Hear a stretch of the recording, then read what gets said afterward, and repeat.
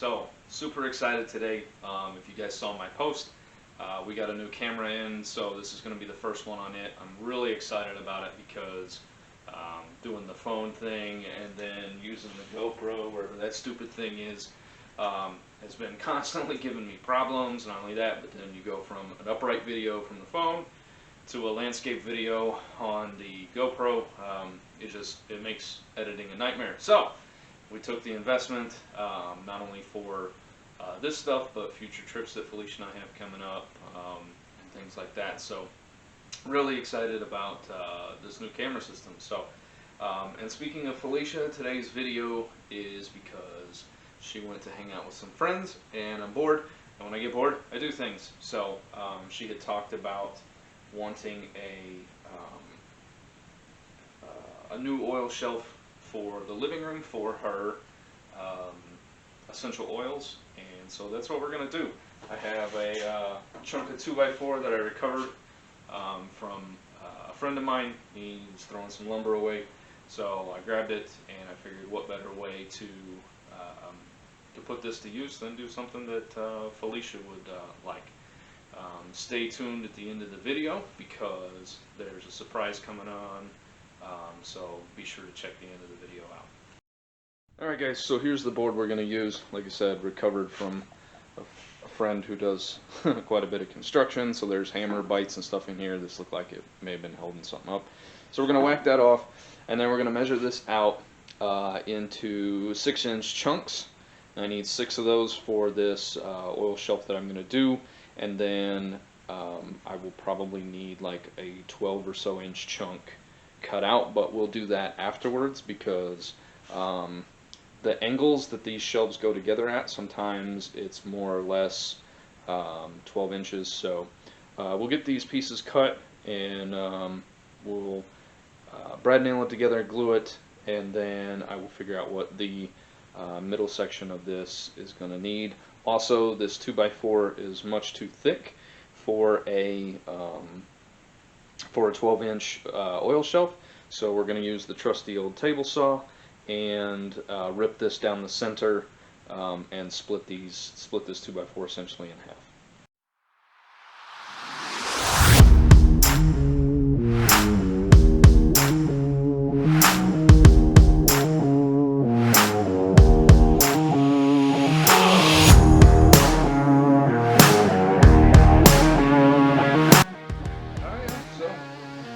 Got a blocks cut.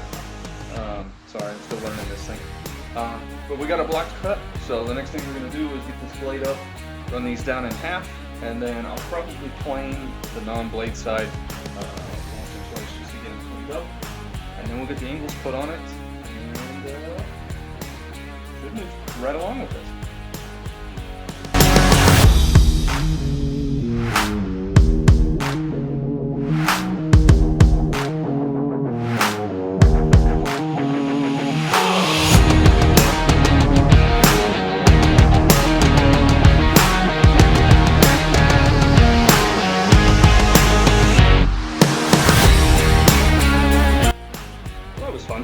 So for those of you that caught that, I switched from the planer to the joiner because, like an idiot, I cut these in 6-inch pieces before I planed it. So you can't run these through. I might have been able to run it through, but usually what will happen is you end up with blade bite on the ends, which would cause a little swoop in there. So I had to run them through the joiner to clean up the one side instead of the planer like I originally wanted to. Not a big deal, but now we're going to cut the angles on these and then get them glued and brad nailed together.